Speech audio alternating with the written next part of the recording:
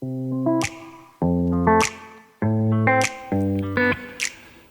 welcome back, everybody. Time once again to meet our community, the Hispanic business community here in Orange County, powered by the Orange County Hispanic Chamber of Commerce and Orange County's only community radio station, with the only man who could run this show today here, Ruben Franco. Welcome, sir. Hey, thanks, Paul. Appreciate it. Hey, we're excited. We have a great guest on today. We're very honored to have one of our candidates for governor here, our first candidate for governor that came in for our podcast, and we're very excited. Ian Calderon. Ian, thank you for being here. We appreciate it. Our podcast is called Our Community is Your Community. We like to share what we do here in the Orange County community. If we were a state, we'd be with the 22nd largest state in the country, but in Orange County is just a great place to live, work, and play. So we've been very blessed. And now you're running for the entire state of California to be governor. You're the former majority leader in the assembly. Welcome. We like to start off our podcast with you. We were talking about your family a little bit, but just tell us a little bit about yourself personally and your family and all that kind of good stuff. Yeah, no, thank you so much for having me. I really appreciate it. I have 4 little kids. They are 8, 6, 5, and 4, and them, along with my wife, they're my world. And when I got elected to the assembly, I started my campaign when I was 25 years old. And then I got elected just after turning 27. So I was the first millennial ever elected to the state legislature, first of my generation. And then I became majority leader when I was 30, the youngest in the history of the state. But I had all my big major life milestones, early life milestones while I was in the legislature. I got engaged, got married, and then had my first 3 kids. And then Hayes, our youngest, he came after that. But I loved my kids, and I had a good dad, and so I always wanted to be a dad. And so it came to this point when I was in the legislature, I had 4 years left. And I was seeing the impacts of me not being able to be home, and I wanted to be home with the kids. And so I made the decision to leave, even though I could still serve for 4 more years. And everybody's like, oh, but you're at the height of your power, Ian, and you're at the height of your influence. You could go to Congress, or you could run statewide. And that's all nice, and I appreciated all those comments. But at the end of the day, my motivation was being with my family and raising my kids, not having the regrets of being with them when they were young. And so I made the decision to leave, and I've been living in the real world, as they would say, with everybody else in the last 5 years, raising the kids, taking them to school every day. And then I started a business and have been able to have it be somewhat successful, to be able to support us. And I've loved it, and I've enjoyed it. It's hard to ignore how difficult things have gotten. I think in 2020, or since 2020, the values of home prices have more than doubled, and the cost of living goes up every single year. The federal government keeps printing money, devaluing the currency, and so you just have this snowball effect of state and federal policies that has just made everyday life that much more difficult. And it was actually a couple months ago that me and my wife finally started having this conversation of, do we really think we're going to be able to continue to stay in California and raise our kids here? And if we do, at what point do our kids then come to us and say, if I want to move out of your house, which at some point in time, as much as we love our kids, we're going to want them to be able to move out. If we want to be able to own a home and start our own family one day, we're going to have to leave the state. And that terrifies me. I love the state. I want to stay here. I want to be here. I want to know that my kids have a future here. I want to know that everybody's kids and families that are in the state have the future here. And so the reason why I left, which is my family, is now the reason why I'm going back.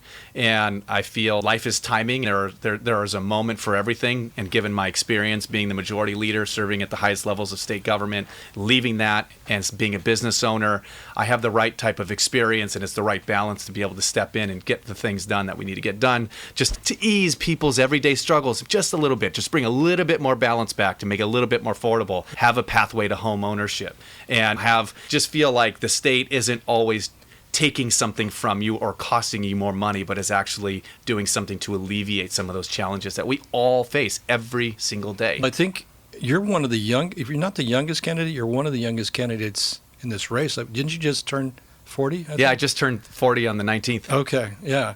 So do you think, and you're seeing this a little bit, we were talking about this earlier, nationwide, right? A little bit of energy coming from some younger candidates. Tell us about why you think, maybe in this race, maybe in the state of California and others, why that's important. What do you think a younger person like yourselves brings to the table when it comes to politics? We've been doing things a certain way, and like you said, and a lot of people have said, it's not working. So maybe there is an opportunity. Is that what you're sensing? Yeah, I think there's a consistent constant in life. It's that things change. Now, people generally don't like change. They like things the way that they are. And I think that's what has really challenged government and elected officials, is changing the way that the state approaches the challenges that everyday people are facing and policy concerns. But there is a changing of the guard that is happening, at least in Democratic politics across this country, whether it's Mamdani in New York, Graham Planter in Maine, Mallory in Michigan, the fact that now Nancy Pelosi, I don't think anybody ever thought anyone would ever challenge her in her races. And now you've got not only a progressive who's the former chief of staff for AOC that's challenging her, but then now State Senator Scott Wiener. And this weekend I was actually at the Democratic Party e-board meetings in Monterey, their executive board meetings. And I talked to a lot of the delegates that were there. I talked to the young Democrats, the California young Democrats that were there. And the theme was pretty consistent. Where we're at, the way that we've done business, the way that we've approached politics, it needs to change. We can't just continue to be the party that's opposed to Donald Trump, and that's the only platform that we have. And there's this new crop of younger, really hungry, energetic elected officials or potential elected officials that are coming up that are starting to say, it's our time. We have always backed the establishment. We have always backed the establishment candidates. We've put in our time. We've put in our dues. It is our time, and it's time for you to now trust us and believe in us and allow us more of a say in determining what our future looks like. And it's tracking. It's tracking across the country with all these big races that we're seeing now, and it's tracking in California and the changes that you're starting to see. People don't want the status quo to continue to exist. They want to change. You are not paying attention if you perceive the system as being a system that works for everybody and is doing a good job solving for challenges. It is not. It's not. People want to know that you can admit that it's not doing the right, that the system is broken, and that some people that are younger are going to step up because they have different energy, they have different ideas, and are willing to look at all the options on the table to make the best option because their focus is in putting people first. That's what the focus needs to be, focusing on people, focusing on families, and putting them first, and have that be the center star that guides every decision, every policy decision, every political decision. That's what people want. That's what people are looking for. And it isn't about the candidate that's got the longest track record. It isn't the candidate that's got the most money. It's about the candidate. Who are you? What is your story? What are your policies? Are they substantive? Are they going to make a difference? And can you convince me that you have my best interest at heart? Because if you can, and that's your focus, and that's what you're going to do, then I'm interested and I'll listen. I think policies are extremely important, right? It's not just about personality or some people vote on personality, unfortunately, I think. But I think policies for me are more what's in line. What are your three top policy priorities here if you become governor? Yeah, so I think number one is housing, and not just affordability, because I feel like we focused a lot on affordability, but by doing that, we've also taken away home ownership. Home ownership is what we need to focus on. For generations, that is the greatest familial wealth generation creation vehicle, is being able to own a home. My dad bought our first home in mid-'80s and for $230,000, and now it's worth $1.5 million. But to be able to refinance that home, have that equity in case there's an emergency, my generation, future generations, we've been told that isn't an option for us. 55% of Californians are actually homeowners, and that's going to dip below 50% in the coming years. That's a problem. That's a challenge. Yeah. And so as much as affordability is important, we have to create pathways to home ownership. And what my generation has been told and future generations have been told is, here's your apartment that's affordable but not affordable because you're going to be spending 50+% of your monthly income on rent. And really what you're stuck in is indentured servitude because you're paying so much of your monthly income in that rent, you'll never save to get out of the home. You'll never save to get out of that apartment and buy a home. And I think a big frustration is okay, so you have all these private equity investors and Wall Street investors, foreign investors that come in and buy up all these properties, and then we become their equity. We become their investment, and they don't want us to get out of being a renter, because that's not economically advantageous for them. They want us to stay in that situation and stay in that position. And I think institutional foreign investors, they own nearly 1 in 5 homes in 20%. The entire state. 20%. Wow. 20% are owned by foreign or institutional interests. The median price home in California is $800,000, which is nearly twice the national average. And in order to afford that median priced home, you have to be making at least $235,000. And the average age of a first-time home buyer is 40 years old, my age. Yeah. That's insane. That is insanity. So you have to have affordable apartment. You need to continue to build infill and build multifamily. But I think one of the biggest mistakes that we've made in this state is taking away the zoning and the ability to build single-family homes. We've developed on less than 10% of the overall land mass in the state of California. We have to build single-family homes. Graduate college, get an apartment, graduate to a larger apartment, and then buy your first family starter home and grow from there. That was the plan. That was what everybody did. And now that's not a reality in California. So we have to make that. Home ownership needs to be a priority. Make us the easiest state in the world to be able to build a single family home. Provide renters the ability to save through a refundable tax credit. Provide incentives for homeowners to be able to benefit from Proposition 13 and to increase the homeowner's tax credit, which has been $7,000 since the 1970s. Wow. If you just adjusted for inflation, that'd be over $70,000. And you pay for all of that by charging a fee, an upfront surcharge to institutional and foreign investors, and then also tack on an annual fee to own homes in the state. They own 1.45 million homes in this state. So I can't stop them from purchasing legally, but I can say you're going to pay a fee to level the playing field so that first-time home buyers have a chance to compete. Home ownership, big one, good government. I am a big proponent of good government, but when I say good government, effective, efficient government, utilizing technology to improve how the state delivers services to constituents. When I was there, I was the first one I did the first blockchain legislation, digital asset legislation, artificial intelligence legislation, because I knew these implications were going to be massive for the state moving forward. We're the tech capital of the world, but the reality is that tech can go anywhere now. It can be anywhere. It can be headquartered anywhere. Big industries were always here because we had the workforce that they needed because of our higher education system. But at the end of the day, if those workers that are still getting a good salary can't afford to buy a home, they're going to move, and then eventually those industries are going to move too. So the point being is that tech and these industries they're not going to stay here forever. We have to be able to incentivize that. But why don't we, while they're here and while we can incentivize them to stay here, take advantage of them being here by modernizing how the state delivers services to people? Blockchain technology, first, it's transparent, so you can see where all payments are going. We had COVID and we had, $20 billion in fraud. If we had blockchain technology implemented, which I was saying back in 2017 we should implement at a statewide level, there wouldn't have been any fraud because we would have known where the money was going and that it should have been going to the right people. We knew that it was going to the right people. And even just in terms of vital records, we're in Orange County. If you want your birth certificate, the only way to get it is you got to go down to the registrar, pay for it, and get your piece of paper. You utilize blockchain technology, you can get a verifiable credential through a digital wallet that you KYC into, know your customer, and then you get it instantly. Why can't we do that? We should be able to do that. So how do we work with industry and work with technology so that we can just improve the way that government does business and delivers services? And then I think the third is we have to not only educate our kids to be competitive in this world economy through financial literacy and tech literacy, but we also need to make sure our communities are safe. I certainly understand, and I was there when some of the reforms in law enforcement and public safety reforms were passed, but I have 4 little kids. And I want to know that they're safe in our home. I want to know that they're safe in their communities. I want to know that when my wife is out with my kids, that she's not going to become a target.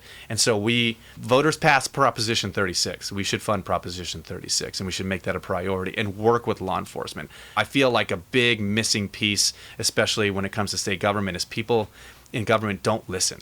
They just don't listen. It's like, I'm in Sacramento, I'm in my echo chamber, and business is always going to stay in California. Regardless of how many regulations we put on them, it's going to be fine. They're always going to stay here. That's just not the case. We have to make our environment more business friendly. We have to incentivize people to be here, invest here, and incentivize other industries to come to California to be here and invest here. So those are the things that I want to focus on, but be very focused. We're working on housing. We're working on good government. We're working on deregulation and streamlining and cutting duplicative regulations to make it easier, because those are ultimately savings that are going to all pass on to Californians, and that's what we need to do. We need to work on the cost of living. That's great. Let's talk a little bit about infrastructure, right? Refineries, water. What are your thoughts and feelings? What would you do as governor? Yeah, so what I always found, interesting is, there was a guy by the name of Mike Gatto who served in the assembly with me when I first got there. A really smart guy. And he and I introduced some legislation, I believe in 2016, which was called the 21st Century Infrastructure Act. And what we were saying is, if we're going to make this environmental push in order to create a highly electrified fleet of vehicles that people are driving, electrify California, then what we need to do is we need to invest in infrastructure. So as long as we invest in infrastructure to make it feasible to have a huge electrified fleet of vehicles in this state, and people feeling like they can afford it and aren't going to be stuck sitting somewhere for an hour trying to make a charge on their way home from work, then you got to invest in that. And we struggled getting this through the legislature, but the idea was you build the infrastructure, which creates demand, and then industry will come in and provide the supply. And so it's like we've pushed and pushed towards electrification. We've got this executive order banning gas-powered vehicle sales by 2050. And so but I don't drive an electric vehicle. And I just feel like people shouldn't be forced to do that. If you want to electrify the vehicles that people are driving, well, then invest in the infrastructure and create a market for that to succeed. But as of right now, I don't drive it, and I don't feel like the government should tell me or force me into a position of having to buy an electric vehicle if I don't want to buy an electric vehicle. So that means, what are you going to do when it comes to energy and gas? And a lot of the problems of rising costs of gas is because we're reducing refineries, and we're getting rid of refineries in the state. I don't perceive that we're going to be getting rid of gas-powered vehicles anytime soon. And we're going to still continue to have this need of energy. And we have this thing called the Monterey Shale sitting throughout the Central Valley, which could completely make us energy independent, at least in terms of oil production and gasoline production. And so why aren't we tapping into that? I asked this question of environmental organizations and of petroleum folks and the gas or the oil industry. So what if we allow you to drill this small piece, and all the revenue generated, we protect all the rest of the Monterey Shale, which is like thousands of acres, and environmental groups get a portion of the revenue, the state gets a portion of the revenue, and those environmental groups can use the revenue that they generate to grow and expand the projects that they're working on throughout the state, protect the lands that they already want to protect and the projects that they're already working on. And oil companies were like, yep, I'm in. I think that's a fair deal. Environmental organizations said, no, we'll never make that deal. There should be no oil drilling. And so I think a big frustration for a lot of folks is just the lack of common sense. Yep. It's just too expensive. The gas is too expensive here, and we need to keep ourselves open to all options. That means potentially doing some more drilling, not at the expense of our environment, but doing some more drilling to create more availability and affordability on energy and gas. And then you asked the second question. What was the second question? Water. Oh, water. So I was there in the legislature in 2014, and we passed Proposition 1 to get on the ballot, and the voters ended up supporting it. It was $7.5 billion to build water infrastructure, to build capture and storage. 11 years later, not a single shovel is in the ground. Zero. 11 years. And I think that this is just a larger overarching problem that people have, is that government is constantly making promises and breaking those promises. So you tell us to vote for this bond, we vote for this bond, you're going to tell us that when it's rainy and wet, you're going to capture more water, you're going to store more water, because everybody should have water security.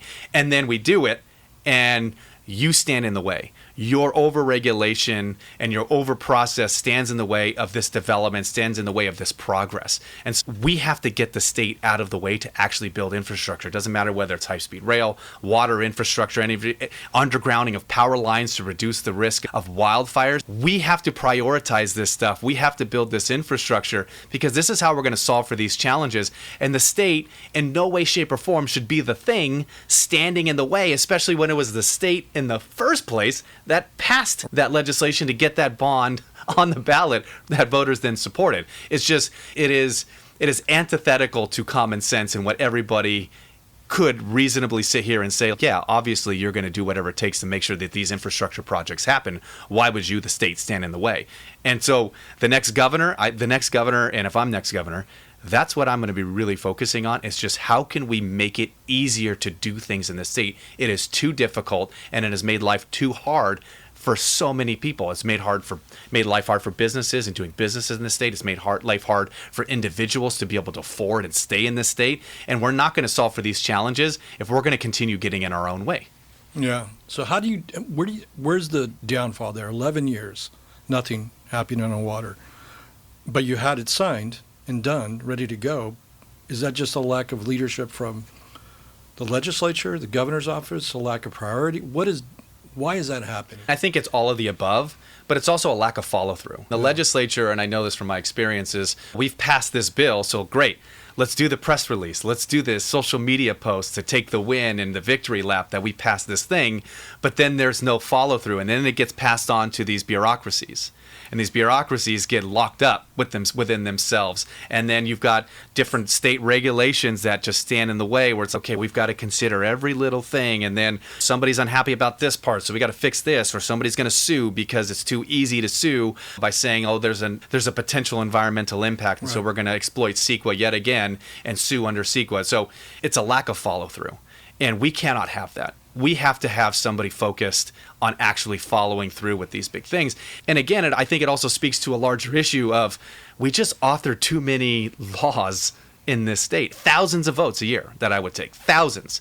And the 1,000+ bills that a governor is signing at the end of every session. And there are just so many laws that we're passing. And these are important conversations. But I feel like the legislature could and should author less bills. And to be honest with you, I think a lot of these bills that they're authoring should be unwinding previous no longer relevant laws and regulations to make us more effective and efficient on how we deliver services.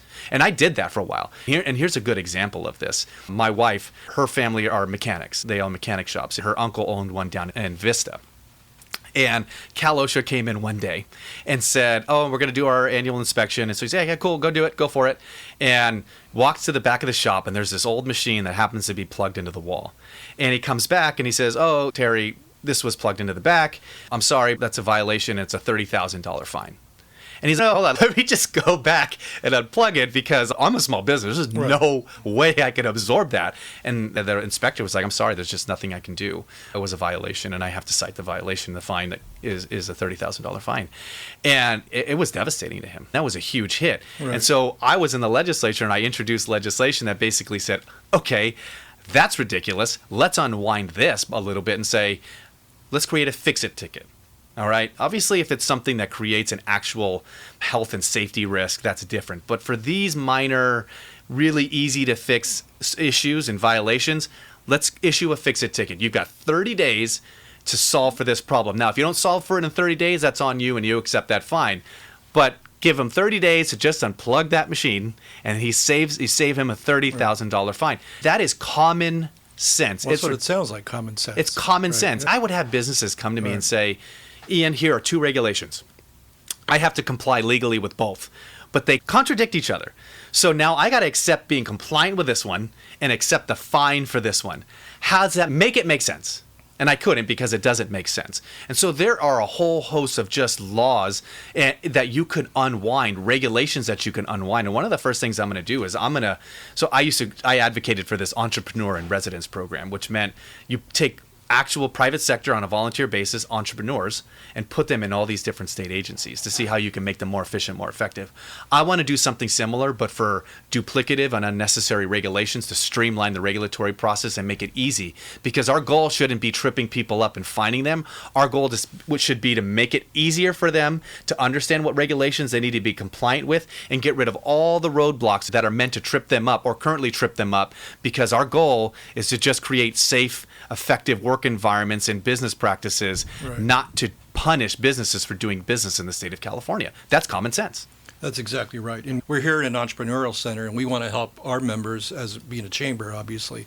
And so anything we can do to get some of the regulatory environment in check would be a blessing, right? 95% of our businesses here are small businesses. They're not, we think of Disney, which has been a great partner, and UCI and Cal State Fullerton, Edison, and others.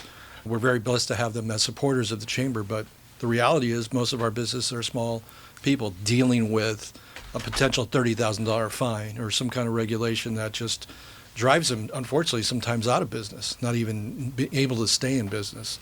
Let me give you a little bit of context, too, on just the ridiculousness of all of this. Is we pass all these, or the state passes all of these regulations, and it's meant to level the playing field, protect consumers, protect the environment, do all these positive things, right? And so I was talking to a guy a couple of months ago. He's a lawyer, and he does business out in the Central Valley, and he's a business owner, and he said, Ian, I kind of like that you guys are doing this because you've created this moat around me. because I'm a lawyer, I have money, I have resources. As much as it's a pain to actually comply with all of this, you've built a moat around me so that nobody else can challenge me and nobody else can compete with me. And so you keep passing all these laws and regulations that raise the bar to do business in California, and I think it's absolutely horrible. But for me as a businessman, because I have these resources, you're actually protecting me. You're making it impossible for Joe, whoever down the street, to ever be able to compete with me. Think about that. That's the environment that we've created in this state. We have, where we talk about competition being so important and leveling the playing field and helping female-owned businesses and minority-owned businesses and small businesses, because we're the party of small business. We've literally done the one thing to keep them from being able to compete with anybody that has the resources or more money. You can't, and you'll never get a change dynamic unless you address that. So if you lower these bars of entry when it comes to just doing business in the state, you create more competition and you're going to create more affordability. We want people starting businesses, but it is just too difficult. That's where we have to change our perspective and our mentality. And that's why you're starting to see this changing of the guard and a lot more people focused on these different ideas of who could be the leader and who should be the leader, because it's put all the options on the table and do the thing that just makes the most amount of sense. Competition is good. Create competition because it creates affordability and drops the cost of products in everyday life for everybody. That's where this state needs to move. And ultimately, so much less than being anti-Trump, and it doesn't mean you don't stand up for your state, doesn't mean you stand up for your values and protect communities that are being attacked. But there's got to be an alternative. So when people eventually get tired of the authoritarianism that they perceive of sending the troops in the communities, throwing innocent immigrants down to the ground, even citizens down to the ground, people will tire of that. Just like people and voters tired of what the Democrats did in terms of being woke and creating that environment. That's what's going to happen on the right. And that's what's going to happen with conservatives. And I know this too because I've talked to Republicans and they have that perception as well. So if they keep going down this path, it's going to be like, okay, what else is there? And if we're in California, we're making it easier to do business. We're lowering their cost of living. We're providing a pathway to home ownership, and we're making communities safe again. That's the alternative. Not in just opposing a guy because you think you're going to get some internet clout, but actual policies making a difference in everyday people's lives. That's right. We're here at a university, right? And we came here because we were asked to come here by the UCI chancellor. He said, "Hey, do you want to be?" I said, "Of course, we'd love to be here." And we used to be at the Cal State Fullerton location before they sold the Irvine campus. So education's been very important to the Latino community, obviously, to the entire California community. But unfortunately, we're not where we should be when it comes to education. What are your thoughts? What are you going to do as governor when it comes to education? So when I was there, we did this really revolutionary thing. The way the state dispersed funds was if you did the state testing and you did well on state testing, you'd get more money. That's interesting because you did well. And there were other schools and districts that didn't do well. So you think that maybe they need a little bit more attention. So what we did is this LCFS, Local Control Funding Formula. So what we did is we gave everybody more money. Good performing schools and then schools that were struggling. Everybody got more money. But we shifted the thought process. If there was a lower underperforming school, they were going to get a little bit more so that they could try to solve for the challenges that they were facing. If you want to take a look at crime, getting pathways to good jobs and to college and helping kids feel like they don't have to turn to some nefarious way to support themselves and their families or get wrapped up in something that they shouldn't get wrapped up in, well, school is the great equalizer. And if my tax dollars are going to fund that, I want it to be the best it absolutely can be, but you have to go and make these investments in these communities where the needs are the highest. I also think we need to find ways so we can get parents that are struggling, not pushing them into this world where they need to work 2 or 3 different jobs to support themselves, but being able to use technology to make their lives a little bit easier and give them more time to be with their kids and be with their family. That's going to make a huge difference. And you have to increase that funding, but you need more communication with parents. You need more parent involvement. I've got 4 kids in school. My youngest, he's not in public school yet, but he's in daycare. Me and my wife being involved is the big difference maker. Absolutely. Kids need their parents involved. Teachers need parents involved. School districts need to be listening to parents. And we got away from that. It's been more, here's the state, here's another mandate, and the state is going to dictate what you can and can't do. And sometimes there's going to be policies that have been passed where you don't even get a say in what's going on with your kid. The school is not even required to tell you. That's wrong. As a parent, I'm telling you, that's wrong. And we need to change that, and we need to flip that. But we're going to go through budget cycles. The next 2 budget cycles are going to be $10+ billion. So we need to protect the funds that we possibly can in order to make sure that we're providing the resources to these school districts that they need and increasing the funding per pupil. But we also need to educate them and to be more relevant and have more relevant school skills for this changing job market. Financial literacy. I authored a bill around 2016-17 that actually created 6 years of financial literacy courses K through 12, because my argument was, coming out of the recession, how can you expect kids and people to understand money and not make poor decisions with that money if they're not financially literate? And so I said every kid graduating high school in California is going to be financially literate. They're going to understand money. They're going to understand interest rates. They're going to understand loans. And they're going to understand the stock market, because a whole economy is built up on this thing that a bunch of people aren't being educated on unless they choose to be in college. And I fought really hard to get that done. And there are 2 political issues that are the big ones in the state that are the most political. That is education and water. Nobody thought I was going to get this through. And I got it through. Even to the point where the Senate chair of education had her consultant speaking on my bill about why it was a bad bill, or we shouldn't support it, why it needed to stop. And I'm looking at all these senators that are parents on this thing, and I'm just like, guys, like, we need this. And they're like, I agree with Ian. We have to financially educate our kids. And so I got that passed, got it signed by Jerry Brown, and it has now been 10 years, almost 10 years. And the State Board of Education and Superintendent of Public Instruction have still not implemented that. It was supposed to be implemented within the social studies curriculum when it was updated. It was updated in the last year or 2, and they never included it. So we still don't have 6 years of financial literacy, which my bill called for kids in K through 12. And that is, so we need to educate them financially. We need to technologically make them relevant in terms of their education so that they can fill these jobs.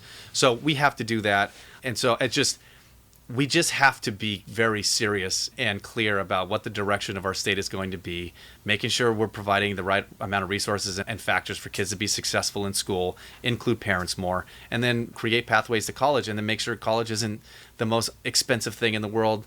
Yeah. You graduate, you've got all this debt, and so you're going to have a lot of people starting to decide, then I'm not going to go to college because I'm just going to indebt myself for the next generation. We're still paying my wife's student loan debt. We're going to be paying it for the next decade plus. Yeah. It's insane. It's too difficult. It is, yeah. No, I know. I sent a child to NYU, most expensive school on the planet. So definitely.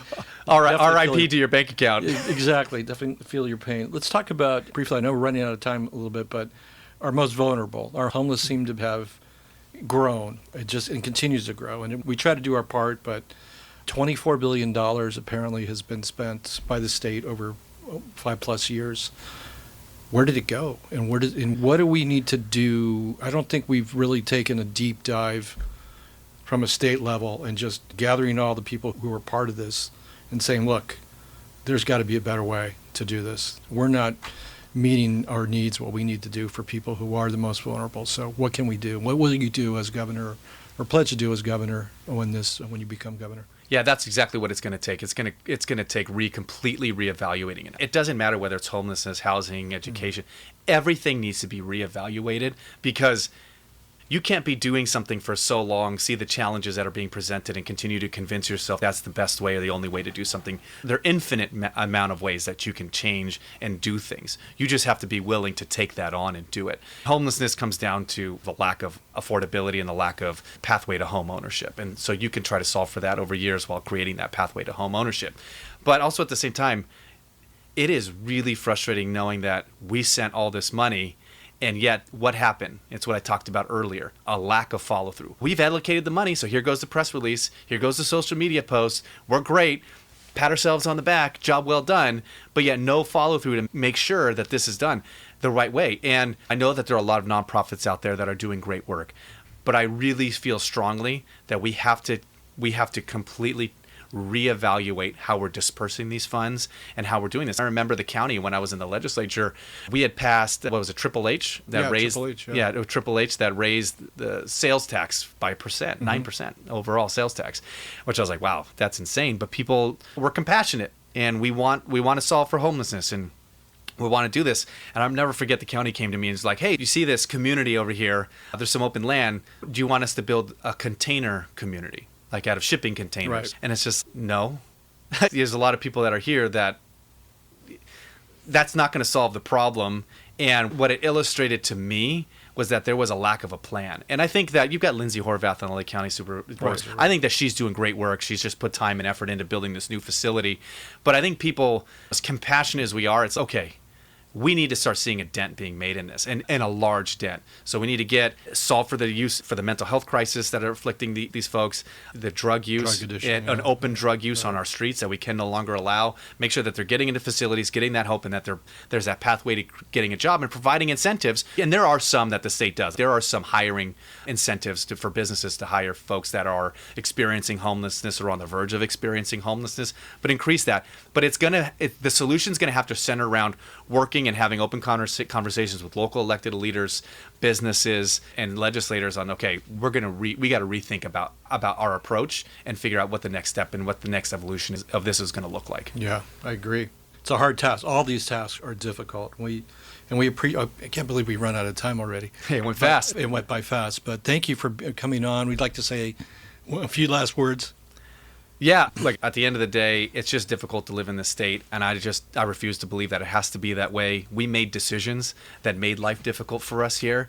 We certainly have the power and can be in the position to make decisions to make it easier to live here, and our kids deserve a right to stay here. Our families deserve a right to stay together. We deserve a right to path to home ownership, and it can be done. It absolutely can be done. We just have to be willing to not accept what has been as what needs to be and will always continue to be. We have to be willing to change it. Thank you. And do you have a website? Yeah, ianforgovernor.com. Yeah, that's simple enough. Thank you. Thank you, Ian. Thank you for being here. We appreciate it. Good luck with your race, and we look forward to seeing you around the next year or so. Thanks, as buddy. You run for governor. I appreciate it. Thank you for having me. It means a lot. Thank you. Thank you, everybody, for listening today. Thanks, guys.